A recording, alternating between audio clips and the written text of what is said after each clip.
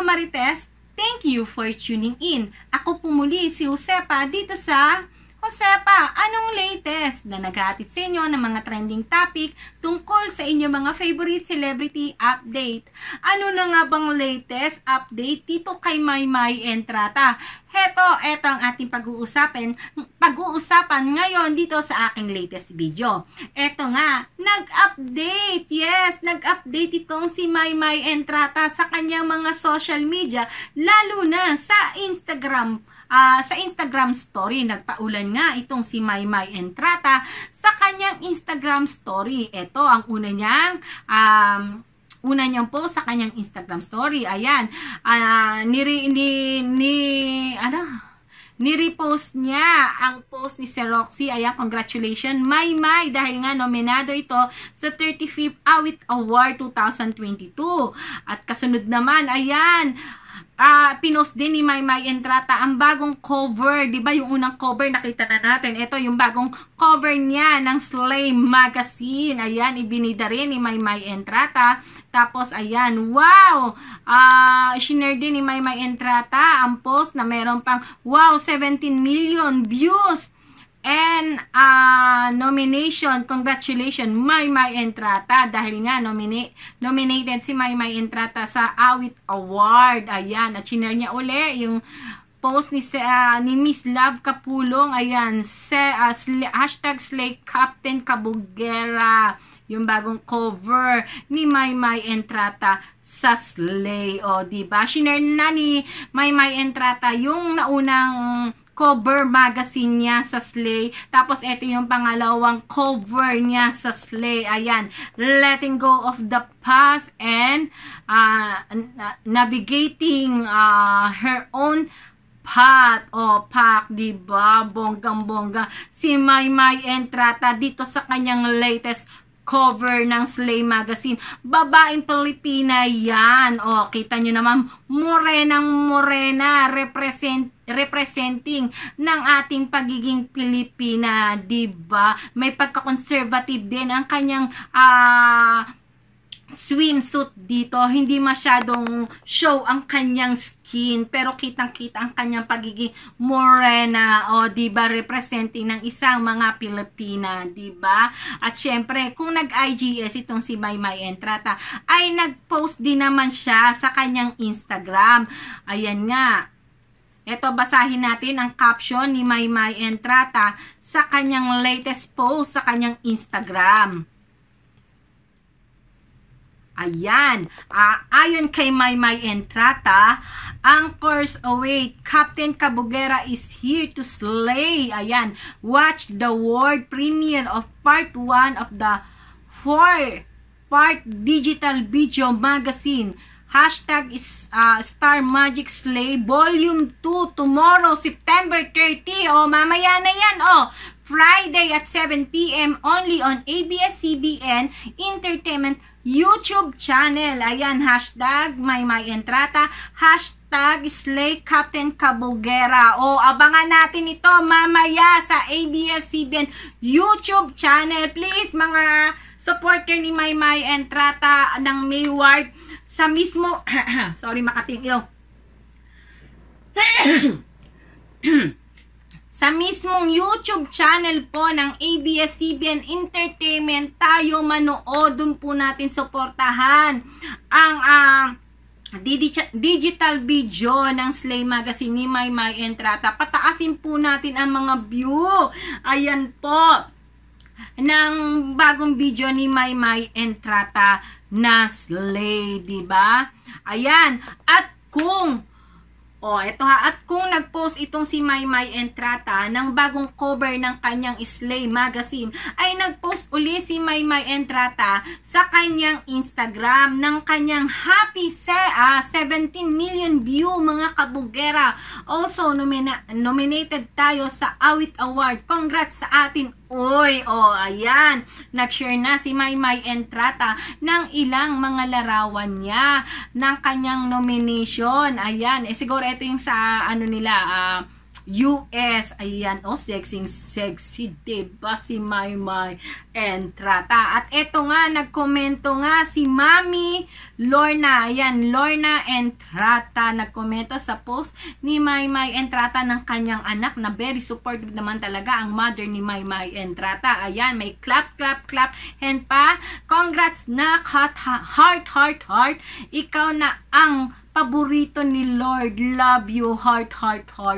O, diba? Minsan nasasad ako kay Maymay, diba? Kasi parang ang hilig niya maghugot, diba? Ang hilig niya malungkot. Ang hilig niya mag-self-pity ngayon, o, diba? O baka naman, ano lang to?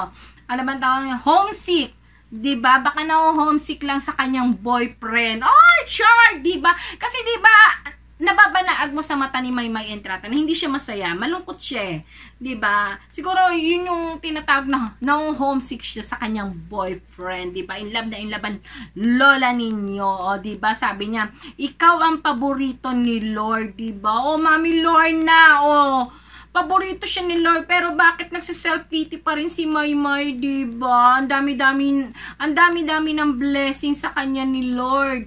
O, bakit parang hindi niya napapansin? Bakit parang hindi niya nakikita na parang ang lungkot-lungkot pa rin niya, na parang buhat-buhat pa rin niya ang mundo? Diba? Ang bless na niya, diba? Mula nang pumasok siya sa bahay ni Kuya, hindi na natapos ang blessing sa kanya ni Lord. Kaya sana ma-appreciate ito ni Maymay Entrata, kaysa pansinin niya yung mga pagsubok na dumarating sa buhay niya, na part naman ito ng life, diba? Kaya nga sabi, habang may buhay ay may pag-asa, at habang may buhay ang tao ay hindi talaga nawawala ng problema at pagsubok sa buhay. Pero ika nga, diba, ang problema at pagsubok sa buhay ay temporary lang yan. Kaya nga lagi ko sinasabi, yesterday is a history, tomorrow is a mystery, but today is a gift. That's what you call it's present, diba? Hindi natin mai-enjoy ang moment kung sobra tayong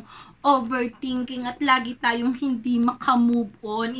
I-appreciate na lang natin, diba? Kasi minahal ko si Maymay sa PBB.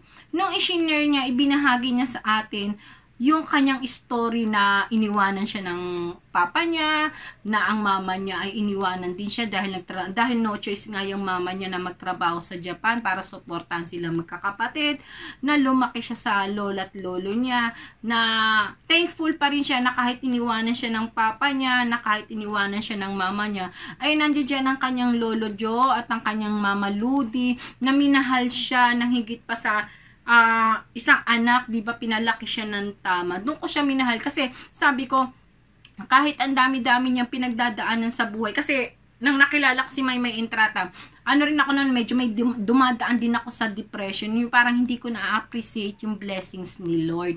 Dahil feeling ko nagsiself-pity rin ako sa sarili ko, na feeling ko tumanda ako na wala akong narating dahil nga housewife ako, yung asawa ko OFW, ako lang nag-aalaga sa mga anak ko. Kumbaga, parang wala akong narating, kundi nag-alaga lang ako ng mga anak. Sobra ako nag-self-pity, di ba? Syempre, pag nakikita mo yung ibang mga batchmate mo na professional na magaganda ang work, samantalang ikaw hatid sundo lang sa mga anak mo, mamalengke, pumunta ng school, magluto, parang dun lang umiikot yung mundo ko. Nung nakilala ko si Maymay Entrata, sabi ko, parang bigla ako sinampal ni Lord na, bless mo na kasi lumalaki yung mga anak mo, nakasama mo sila, na ikaw nag-aasikaso, diba?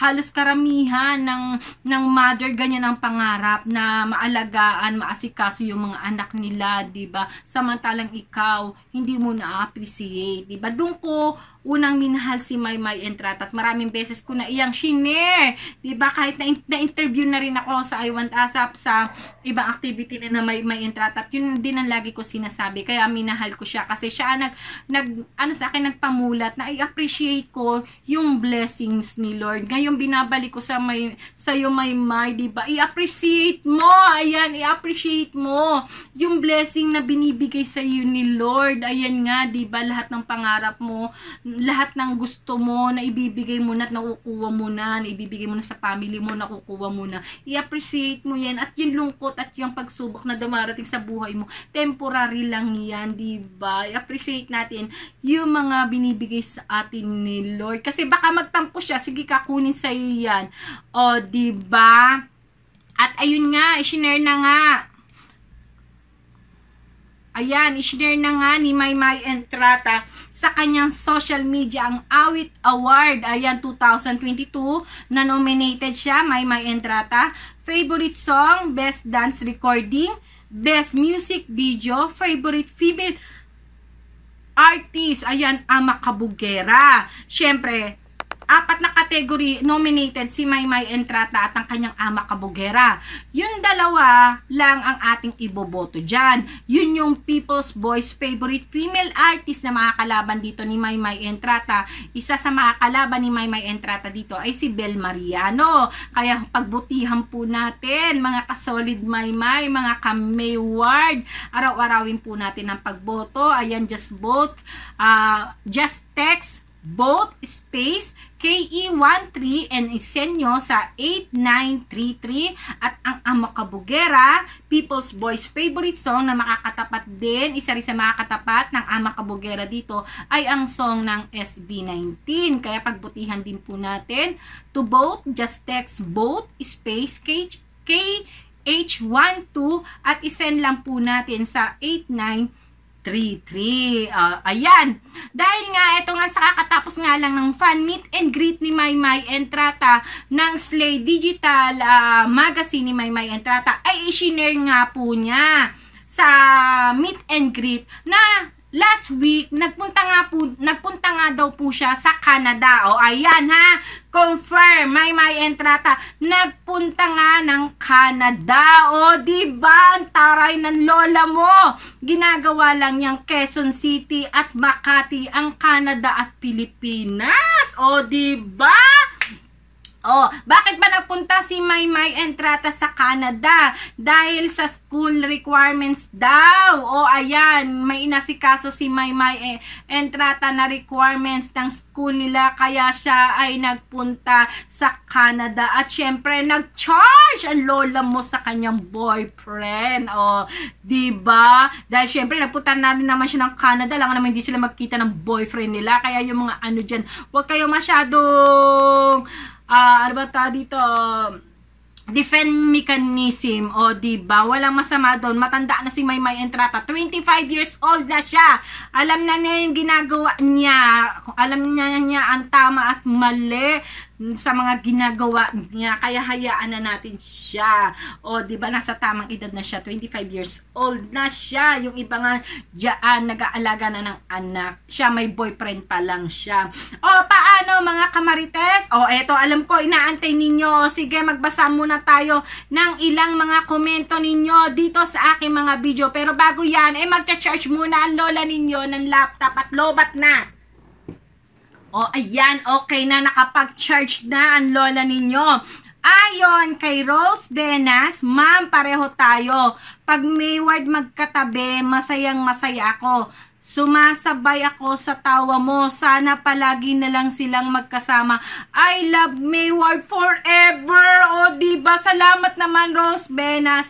At nahahawa ka ng good vibes at positivity dito sa aking YouTube channel. Pasensya ka na, Rose. O, ako natatawa ka at kinikilig ka rin pag ako nagre-react pag magkasama ang Mayward. Dahil marupok po ang dugong maroon ko pagdating sa Mayward. O, diba? Maraming salamat sa napakaganda mong komento, Rose Benas. Pag ganito talaga yung mga komento na babasa ko, mas lalo akong ginagana gumawa ng mga video pagtungkol kay Maymay Entrata, Edward Barber at sa Mayward. Maraming salamat, Rose Benas, sa napakaganda mong komento. At eto, ayon naman kay Alicia Fernandez, Mayward forever. O, diba? Dami-dami pa rin nagmamahal sa Mayward. At eto, ayon naman kay Polly Barangas, kahit anong pagsubok ang dumaan at dumating sa Mayward, kayang-kayang panlampasan yan ng Mayward dahil ayan, nag-alarm na yung cellphone ko. Kailangan ko nagisingin yung mga junakis ko at papasok sa school. Ayan, ulitin natin. Sabi ni Polly Barangas, Kahit anong pagsubok ang dumaan at dumating sa Mayward, kayang-kayang lampasan niya ng Mayward dahil malakas ang Mayward. Andyan si Lord nagagabay sa kanila. Mayward lang, o diba? Salaga lamang napakarami nagmamahal pa rin sa Mayward. Eto, sabi naman ni Warren, umangay. Good PM po, diba may sinabi rin si Maymay na baka aalis na siya sa pag-aartista, o diba? Sabi ito ni Warren. Parang sinabi niya ito nung bago sila lumabas ng PBB kasi hindi niya alam kung anong mangyayari, diba? Sa akala niya after ng PBB, wala na, balik na siya sa normal, balik na siya sa Cagayan de Oro, mag-aaral na siya. Pero nung paglabas nila ng PBB na hindi nila akalain ni Edward Barber ang mainit na pagsuporta ng Mayward. O ayan, ng Mayward talaga naman, di ba lahat kinaya, lahat nilampasan natin, inilaban natin ang Mayward, si Maymay Entrata at Edward Barber. Kaya naman paglabas ni Maymay at ni Edward sa PBB ay sunod-sunod na ang kanilang mga naging project. O diba, iba talaga sumuporta ang solid Mayward, ang Maymay at ang Edward, diba? Parang sila yung nakikita ko ngayon na parang Don Bell at saka KD Lex. Ganun dati yung mainit na pagsuporta natin sa Mayward, diba? Lahat sold out, nagkakaisa, diba? Ang sarap-sarap pag ganun. Sana bumalik. Kung gusto natin bumalik ang Mayward sa ganun, diba? Sana bumalik din yung mga supporters sa ganun na nagkakaisa tayo, nagtutulungan. Hindi yung lagi nang ginawa sa social media, wala nang ginawa sa Twitter, kundi magparinigan. Diyos ko, Mariosep, hindi na sila natapos dyan, diba?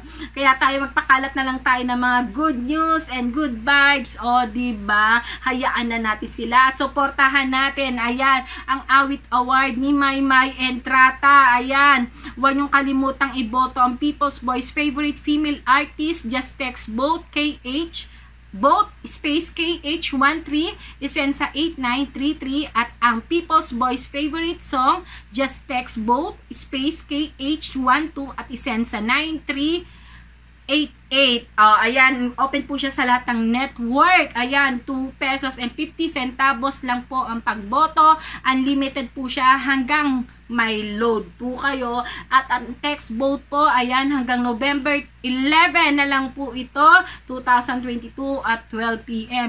O paano mga kamarites, kung sino po sa inyo ang hindi pa nakasubscribe dyan at gusto nyo maging updated kayo kina Maymay Entrata, Edward Barber at sa Mayward, ay huwag nyo po kalimutan mag-subscribe. I-click ang bell button para lagi po kayong updated dito sa aking mga latest video at sa mga nakasubscribe po dyan sa aking YouTube channel. Maraming salamat po sa inyong patuloy na pagsuporta at huwag nyo po kalimutang mag-comment para ating pag-usapan yan sa aking mga susunod na video. O paano mga kamarites, hanggang sa susunod ng update kina Maymay Entrata at Edward Barber na mas kilala natin sa tambalang Mayward. Gigisingin ko po muna ang aking mga junakis ko at papasok na sa school. Ako po muli si Josepa. Hanggang sa muli, paalam!